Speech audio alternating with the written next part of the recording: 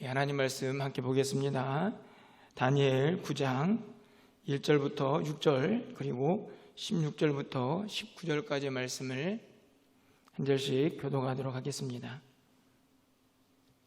구약성경 1247쪽과 1248쪽에 있습니다. 다니엘 9장 1절부터 6절까지 그리고 16절부터 19절 교독하고 마지막 절은 함께 읽겠습니다. 메대 족속 아하수에로의 아들 다리오가 갈대아 나라 왕으로 세움을 받던 첫 해에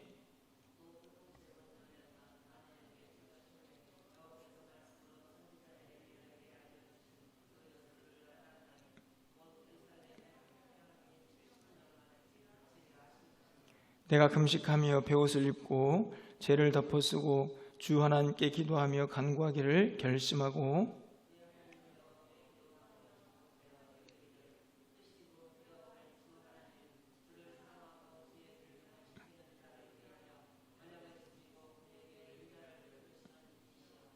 우리는 이미 범죄하여 폐역하며 행악하며 반역하여 주의 법도와 규례를 떠나싸우며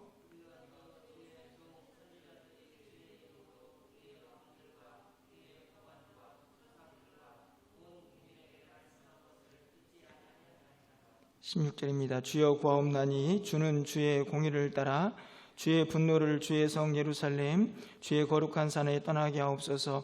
이는 우리의 죄와 우리 조상들의 죄악으로 말미암아 예루살렘과 주의 백성이 사면에 있는 자들에게 수치를 당함이니이다.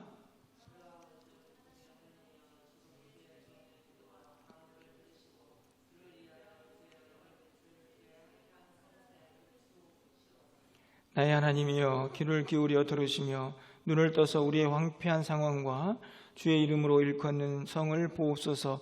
우리가 주 앞에 간구하옵는 것은 우리의 공의를 의지하여 하는 것이 아니오 주의 큰 긍휼을 의지하여 함이니이다.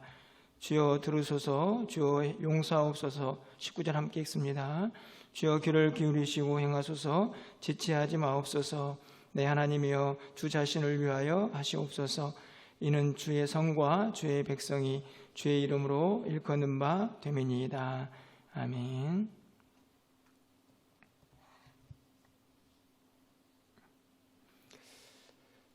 먼저 너무나 죄송하고 또 안타까운 마음을 여러분에게 전하게 됩니다. 어렵게 또 예배가 조금씩 불안전하지만 재개가 되었는데 다시 코로나19가 확산이 되어서 또 부득이하게 또 이렇게 영상으로 예배를 드리게 되었습니다. 어쩔 수 없는 상황이기도 하지만 여러분에게 예배를 영상 예배로 대체합니다 라고 문자를 보내는 것이 참 어렵고 힘이 듭니다. 어제도 여러분에게 문자를 보내놓고 마음이 너무 답답해서 교회 와서 한참 기도하고 또 하나님 앞에 부르짖는 시간을 가졌는데 그러면서 스스로 또 어떤 생각이 드냐 하면 참 많은 무기력함을 또 느껴보게 되었습니다. 이렇게 혼자 부르짖는 것이 무슨 의미가 있을까 하는 생각도 좀 들었고 변하지 않는 환경 속에서 좀 답답한 마음도 갖게 되었습니다. 뿐만 아니라 또 어떤 말씀을 전해야 할까 하는 두려운 마음도 제 마음속에 일었습니다. 사실은 정상적으로 하면 주보에 나간 것처럼 고린도 후서의 말씀을 함께 살피려고 준비를 한 상태였지만 또 오늘 영상 예배로 대체가 되면서 또 하나님에게서 또 우리가 어떤 말씀을 들어야 할지를 다시 한번 돌아보고 또 어떤 말씀을 전해야 하는 두려움과 또 그런 안타까운 마음들을 가지고 또 하나님 앞에 나아가게 됩니다. 여러분은 어떤 마음이신지 모르겠지만 제 마음은 그렇게 조금 아쉽고 답답한 마음이 있습니다. 그렇게 기도하고 간구하는 중에 하나님께서 저에게 또 제 마음속에서 일어난 한 가지 말씀이 오늘 우리가 읽은 다니엘 9장에 있는 말씀인데요. 다니엘이 바벨론 포로에서 있는 중에 그간 기도의 내용입니다.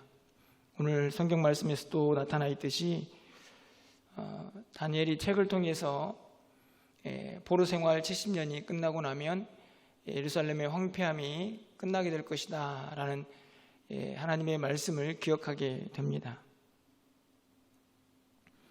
그리고 그 말씀을 붙잡고 기도하는 내용이 오늘 본문 9장에 담겨져 있습니다.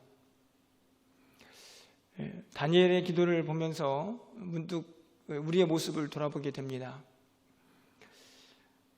이스라엘 백성들은 여전히 무너진 성벽 가운데 그들이 비참하게 포로 생활을 하고 있습니다. 이스라엘 땅은 여전히 황폐하고 그들이 포로로 잡혀와 있는 바벨론에서의 긴 시간도 끝이 날 기미를 보이지 않고 있는 상황 속에서 말씀을 붙잡고 하나님의 때를 기다리며 간구하고 있는 이 한 사람 다니엘의 기도를 보면서 오늘 우리의 기도가 이런 기도가 되어야 하지 않을까 생각하게 됩니다. 참으로 암담하고 답답한 시간이고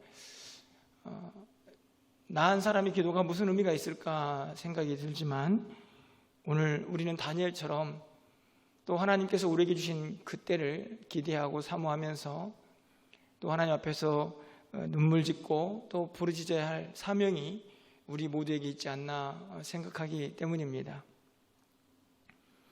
답답한 현실이지만 다시 한번 힘을 내어서 다니엘의 기도가 우리의 기도가 되기를 소망하는 마음으로 오늘 이 말씀 속에서 다니엘의 기도를 함께 좀 살펴보려고 합니다. 오늘 우리가 다 읽진 않았지만 9장 1절부터 19절까지 나와 있는 이 다니엘의 기도 속에서 가장 눈에 띄는 단어는 우리라는 단어입니다. 제가 대략 살펴본 바에 의하면 약 32번 정도가 우리라는 단어가 반복되고 있습니다. 다니엘은 우리의 기도를 하고 있는 것이죠. 자신 앞에 닥쳐온 어떤 환난과 고난을 극복하기 위한 기도가 아니고 그 이스라엘 민족 전체를 향한 하나님의 도우심을 구하며 우리의 기도를 하고 있는 것입니다.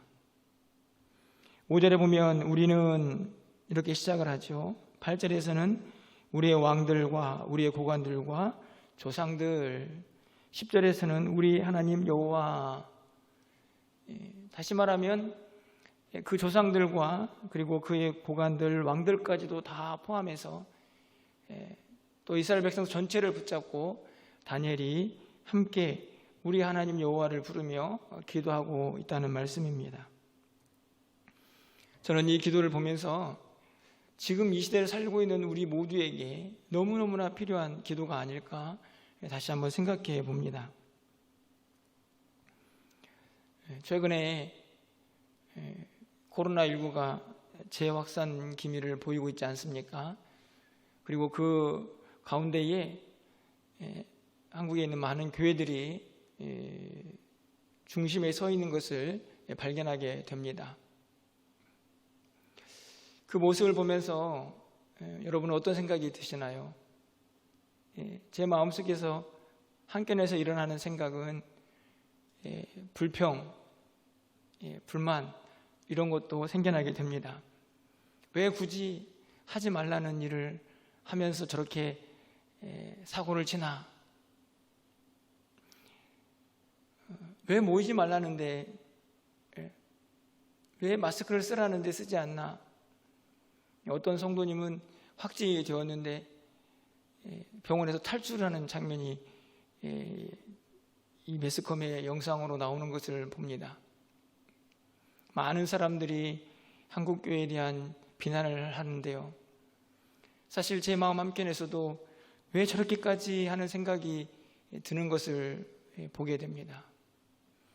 그런데 사실 그것이 하나님 원하시는 모습은 아니라고 생각합니다.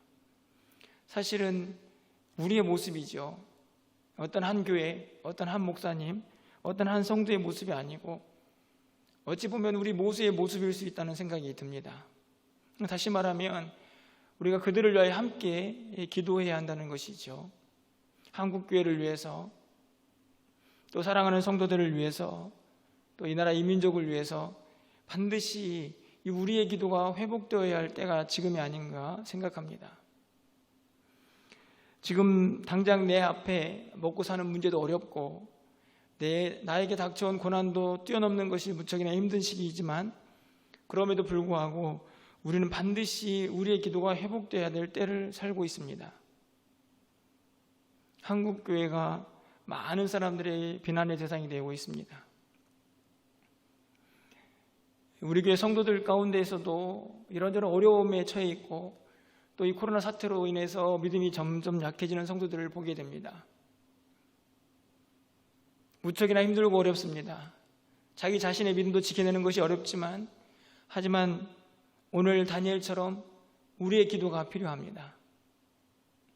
우리 모두가 하나님의 도우심을 구하며, 우리 모두가 하나님 앞에서 바로 서서 우리 교회가, 한국교회가 깨어서 빛과 소금 역할을 감당하며 다시 한번 선한 영향력을 끼칠 수 있는 그 자리에 설 수 있도록 우리가 우리의 기도를 회복해야 한다는 것이죠. 뿐만 아니라 나라와 민족과 또 열방을 위해서도 우리는 기도해야 합니다. 온 나라가 분열되어 있지 않습니까?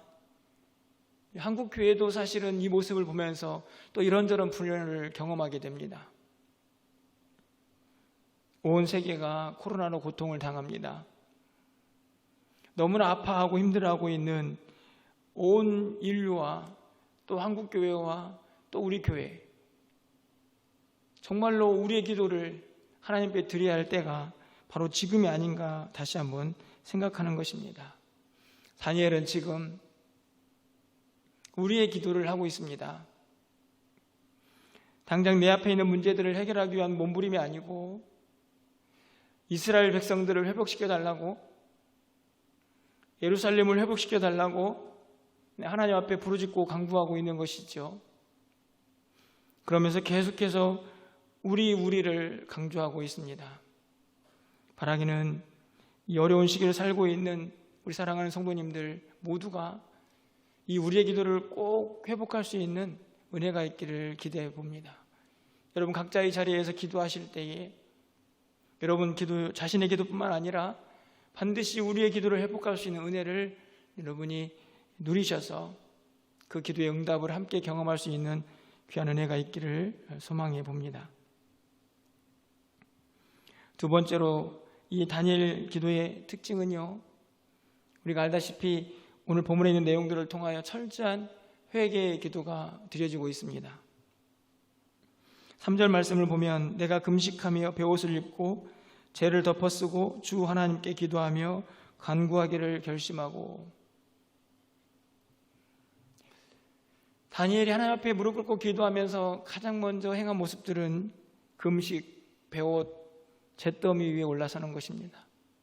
철저하게 겸손하고 낮아진 모습으로 하나님만을 바라보며 하나님의 도우심만을 의지하겠다고 다짐하고 결심하는 것이지요. 이 세상에 어떤 도움이 아니고 하나님만이 이 문제를 해결할 수 있다고 하나님만 붙잡고 결심하기로 나아가는 모습을 오늘 3절이 기록을 하고 있습니다. 간구하기를 결심했습니다. 다짐했죠. 원래 이 말은 하나님 앞에 내 얼굴을 맞추겠습니다 라는 표현인데, 그만큼 집중해서 하나님만을 바라보겠다는 의미일 것입니다. 그냥 대충 이 시간이 흘러가겠지, 그런 안일한 마음이 아니고 결심하고 다짐하면서 하나님 앞에 이 기도 들어주셔야 합니다 라고 금식하며 베옷을 입고 죄를 덮어쓰고 있는 다니엘의 모습을 보게 됩니다. 바로 우리의 기도를 위해서 그러고 있는 것이죠. 그러면서 구체적으로 어떤 회개의 기도를 하고 있습니까? 5절 말씀을 보시면 우리는 이미 범죄하여 패역하며 행악하며 반역하여 주의 법도와 규례를 떠났사오며, 쉽게 말하면 하나님, 우리는 범죄했습니다. 하나님의 말씀을 지키지도 못하고 그 말씀을 떠났습니다. 패역하고 악을 행했습니다. 하나님 용서해 주십시오 라고 회개하고 있는 것입니다. 하나님보다는 세상을 더 의지하고 우상을 섬기고 그렇게 하루하루를 보냈던 자신들의 연약함을 하나님 앞에 회개하며 고백하고 있는 것입니다. 뿐만 아니라 어떤 회개를 하고 있습니까? 6절 말씀을 보면 우리가 또 주의 종 선지자들이 주의 이름으로 우리의 왕들과 우리의 고관과 조상들과 온 국민에게 말씀하신 것을 듣지 아니하였나이다. 선지자들의 말을 듣지 않은 그들의 강팍함을 회개하고 있습니다. 10절 상반절은 우리 하나님 여호와의 목소리를 듣지 아니하며 11절 상반절에서는 온 이스라엘의 주의 율법을 범하고 치우쳐 가서 주의 목소리를 듣지 아니하였으므로 14절 하반절에서도 우리가 그 목소리를 듣지 아니하였음이니이다. 하나님의 목소리를, 하나님의 음성을, 하나님의 말씀을 듣지 않았습니다. 죄를 범합니다.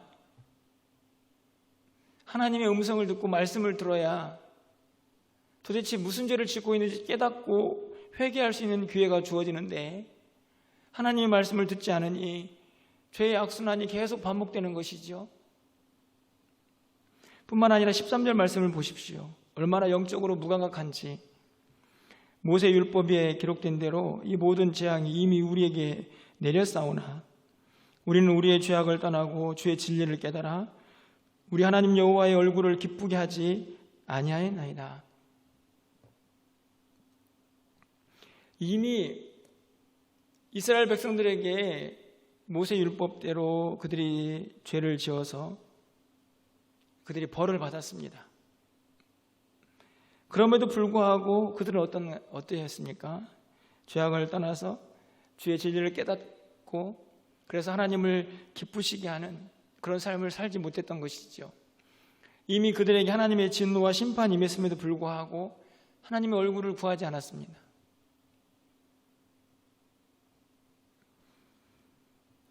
하나님 앞에서 범죄합니다. 악을 행하죠. 하나님의 음성도 듣지 않습니다. 하나님이 진노해서 심판했는데도 불구하고 그래도 돌아서지 않는 이스라엘 백성들의 강팍함을 오늘 다윗이 낱낱이 회개하며 고백하고 있는 것이죠. 여러분, 우리는 하나님 앞에서 어떤 기도를 드릴 수 있을까요? 이 안타까운 현실을 바라보면서 우리는 의로워서 하나님 앞에서 회개할 것이 없습니다 라고 말할 수 있는 사람이 있을까요? 한국교회의 어떤 교회가 정말로 모든 것이 의로워서 하나님 앞에 회개하지 않을 수 있는 교회가 있을까요?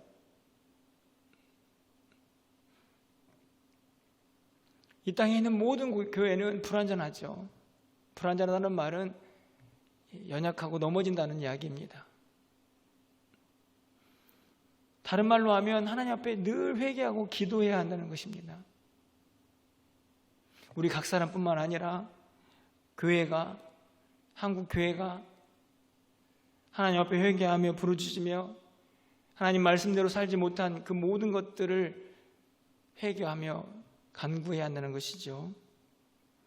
오늘 다니엘은 지금 깨어서 하나님 앞에 기도합니다. 하나님, 우리의 죄를 좀 용서해 주십시오. 하나님 앞에 순종하지 못하고 하나님 말씀대로 살지 못하고 하나님의 말씀에 무감각하게 반응하면서 그렇게 지나온 시간들을 다 일일이 끄집어내어 조목조목 하나님 앞에 회개하고 있는 다니엘의 모습을 보게 됩니다.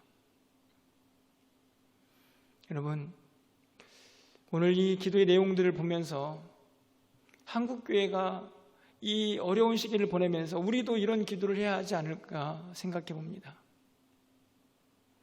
분명 우리에게도 하나님이 원하시고 기대하시는 회개의 내용들이 있지 않을까요?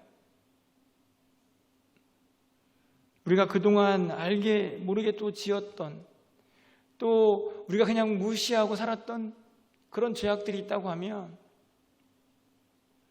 이런 교회들을 통해서 다시 한번 하나님 앞에 회개하고 나와 하나님의 도우심을 구하는 시간이 되어야 하지 않을까 생각해 봅니다. 다니엘은 지금 우리의 기도를 회개의 기도로 연결시키고 있는 것을 보게 됩니다. 하지만 다니엘은 절대로 한 가지 잊지 않고 있는 것이 있습니다.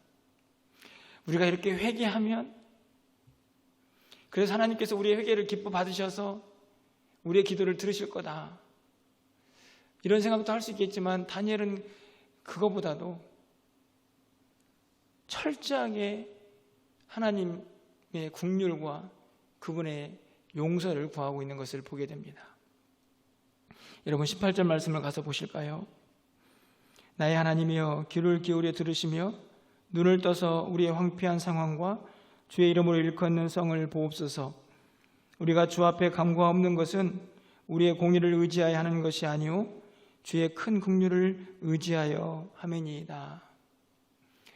다니엘이 붙잡고 의지하는 것은 자신들이 그만큼 의롭기 때문에, 내가 지금 이렇게 회개하면서 하나님 앞에 열심히 기도하고 있기 때문에 이 기도를 들어달라고 하는 것이 아닙니다. 그냥 불쌍히 여겨달라는 것이죠.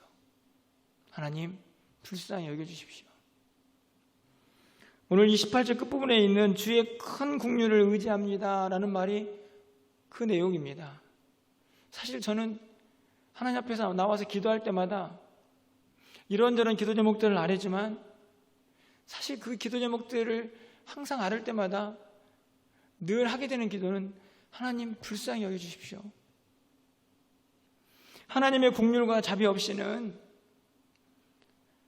우리의 모든 행위가 바로 설 수 없고 우리의 기도가 하나님 앞에 응답될 수도 없습니다. 우리의 매일매일의 삶이 하나님의 은혜여야 하고, 우리의 매일매일의 삶이 하나님의 긍휼과 자비 없이는 될 수 없기에 우리의 기도 또한 우리의 공의가 아닌, 우리의 의로움이 아닌 하나님의 큰 긍휼을 의지할 수밖에 없는 것이죠.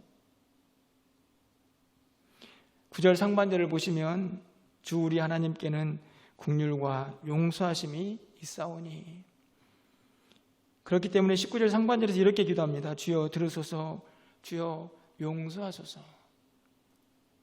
하나님 용서해 주십시오. 하나님 긍휼을 베풀어 주십시오. 우리를 좀 불쌍히 여겨 주십시오. 사실 여러분, 이 상황 속에서 우리가 할 수 있는 기도가 이 내용밖에 없지 않습니까? 우리가 뭘 할 수 있습니까? 여러분들 하나님 앞에서 무엇을 할 수 있습니까?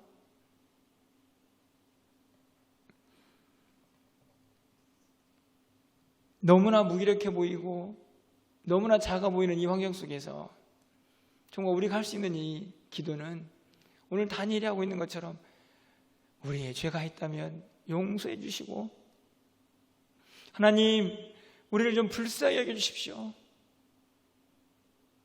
그 기도만이 우리를 살리는 유일한 길이라고 저는 확신합니다.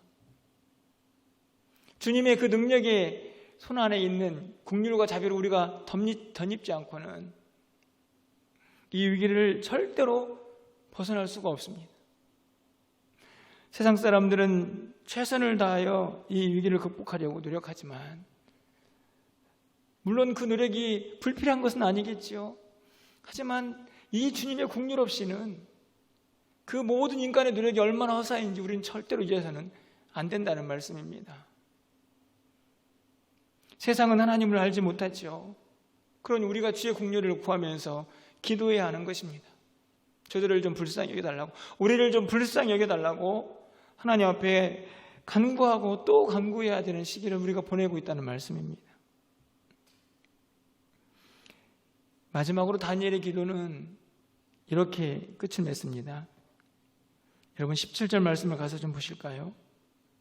그러하온즉 우리 하나님이여 지극히 지금 주의 종의 기도와 간구를 들으시고 주를 위하여 주의 얼굴 빛을 주의 황폐한 성소에 비추시옵소서.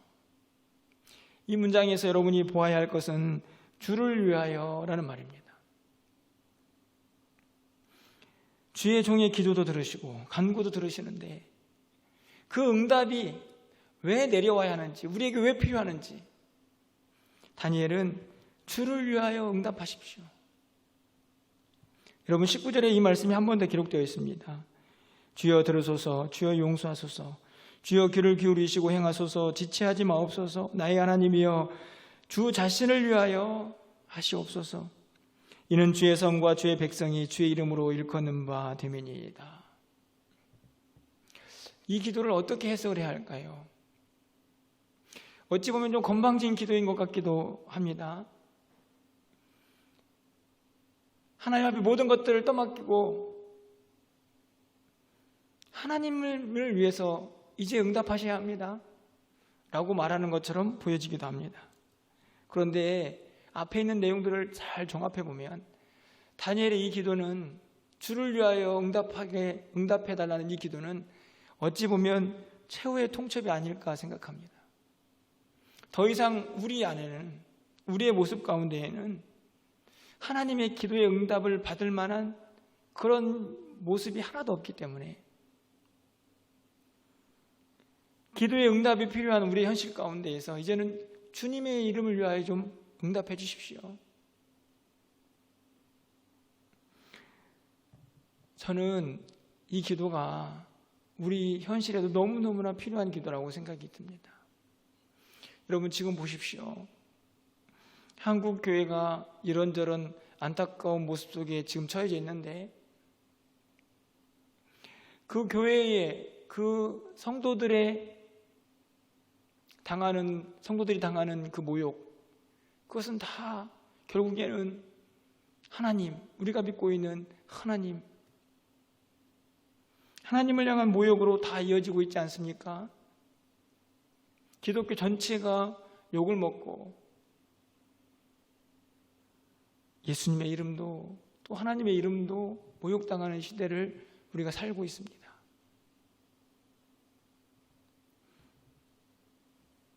다니엘이 하나님 더 이상 하나님의 이름이 모욕당하지 않기를 바랍니다. 주의 백성들이 당한 수치를 보면서 야, 하나님 있는 백성들이 저 모양이야 라고 하는 그 현실을 하나님 빨리 좀 극복해 주십시오. 이게 바로 주를 위하여 일해달라는, 주를 위하여 응답해달라는 다니엘의 기도 아닙니까? 철저히 회개하며 배옷 입고 금식하고 죄를 덮어쓰고 그렇게 간절하게 하나님의 부르짖지만 결국에 우리의 어떤 모습으로도 하나님의 응답을 기대할 수 없게 이제 모든 것을 하나님께 걸고 하나님 우리의 모습을 통해서 도저히 기도의 응답을 할 수 없을 것 같으시면 이제는 주를 위해서라도 좀 응답을 내려주십시오. 주님의 이름이 더 이상 이 땅에서 그렇게 모욕당하지 않도록 하나님 좀 기도 응답 좀 해주십시오 라고 기도하는 것이 오늘 17절과 19절의 내용이라고 생각합니다.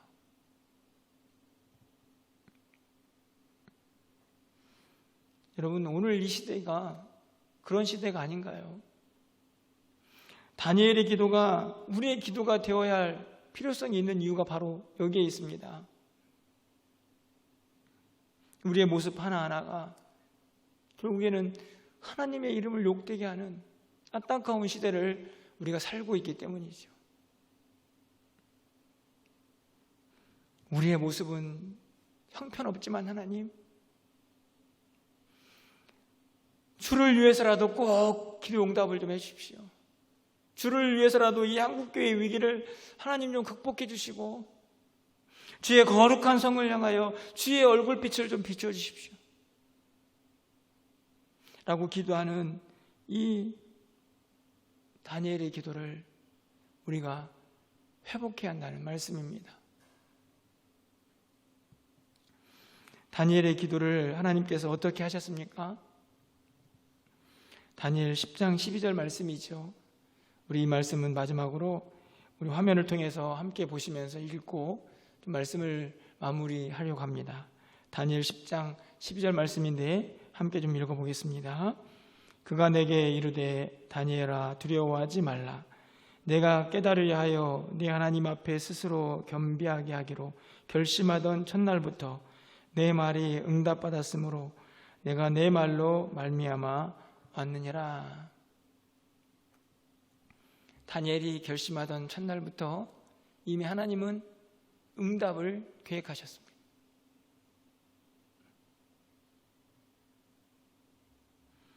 다니엘이 하나님 앞에 기도하며 하나님의 뜻을 깨달으려고 몸부림치는 그 시작부터 하나님은 다니엘의 마음을 알고 하나님께서 그에게 응답을 준비하고 계시는 것이죠. 간절히 바라기는 이 응답의 역사가 우리 역사가 되기를 소망해 봅니다. 다니엘의 기도가 회복될 때에 하나님께서 우리 가운데에도 이와 같은 응답의 역사를 부어주실 줄 믿고 간구하며 나아갈 수 있는 우리 모두가 되기를 기대합니다. 많은 사람들이 포스트 코로나 이런 이야기 합니다. 지금도 힘들고 어렵지만 코로나 이후의 시대를 우리가 어떻게 준비해야 하는 것에 대한 고민을 하고 있는 것이죠. 사실 지금도 답답하고 힘들지만요, 우리가 이 코로나19가 끝이 난 다음에 우리 교회는 어떤 모습일까? 우리 한국교회는 또 어떤 모습으로 서 있을까? 사실 염려가 되지 않습니까? 하지만 염려할 일이 아니고 기도해야 할 일인 것입니다. 우리가 정말로 하나님 앞에 모든 것들을 걸고 오늘 다니엘처럼 결심하고 하나님 앞에 기도하며 엎드려야 한다는 사실을 우리가 다시 한번 분명하게 붙잡고 깨달아야 한다는 말씀이죠. 기도밖에 없습니다. 지금 이 시기에 우리에게 정말로 필요한 것은 이 다니엘의 기도를 다시 붙잡고 회복하는 그 일인 것을 우리가 절대로 잊지 않기를 소망합니다. 여러분, 얼마 전에 금요기도회 때 제가 다니엘 6장에 있는 다니엘의 또 다른 기도의 모습을 여러분과 함께 나누었던 기억이 납니다. 왕의 명령이 찍힌 조서를 알고 있으면서도 다니엘은 자기 집에 위층에 올라가서 창문을 열고 하루에 3번씩 기도했죠. 바라기는 여러분이 있는 그 자리에서 이 다니엘처럼 꼭 하나님 앞에 오늘 이 다니엘처럼 기도할 수 있는 은혜가 있기를 소망합니다. 여러분이 있는 자리에서 그곳이 어딘지 간에 하나님 앞에 부르짖고 울부짖는 그 시간을 여러분이 꼭 확보하셔야 합니다. 정부에서는 2주 정도를 지금 이 단계를 지속하는 것으로 이야기를 하고 있지만 2주 이후에 더 상황이 좋아질 거라 누가 장담할 수 있습니까? 아니 2주가 아니라 올 연말 아니 내년까지 상황이 어떻게 될지 우리는 알 수 없지요. 하지만 우리가 어디 있든지 간에 하나님을 붙잡고 기도할 수 있습니다. 예루살렘으로 향하여 진 창문을 열고 다니엘이 그렇게 부르짖고 간구했던 것처럼 우리도 언제 어디서든지 간에 하나님을 향하여 울부짖고 기도할 수 있다는 말씀이죠. 비록 예배당에 나오지 못할지라도 여러분의 자리가 기도의 자리가 될 때에, 여러분의 자리가 다니엘의 기도가 회복되는 자리가 될 때에 그곳에 응답의 역사가 일어날 줄 믿습니다. 여러분 꼭 오늘 이 다니엘의 기도를 생각하시면서 각자의 자리에서 이 응답의 역사를 경험할 수 있는 저와 여러분 되시기를 주님의 이름으로 축원합니다.